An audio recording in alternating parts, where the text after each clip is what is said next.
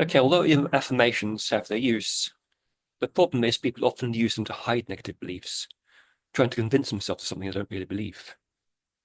You may expect if you keep putting it in there, you might actually create a belief, but if there's still beliefs going against that, you're burying them rather than dealing with them.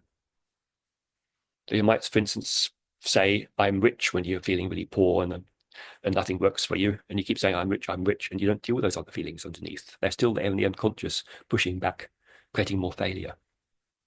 You may have noticed in certain people, they can spend years doing affirmations. How many times have you heard people say, I'm getting rich, and years later, they're still not rich? See, affirmations used the wrong way are not going to work. You have to really expect. Trouble is, when you don't expect, you try and convince yourself that you do with affirmations. So quite often, we trying to affirm something, you're actually lying to yourself. That's the problem. Important thing is to actually deal with the negatives first rather than trying to bury them. When you really expect, you don't have to say so, you just expect. It's beyond words.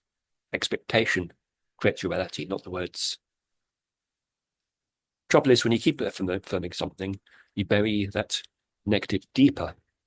It goes more into the unconscious and becomes a law. What happens then when you fail? The apathy, the hopelessness builds up stronger, the expectation gets lower.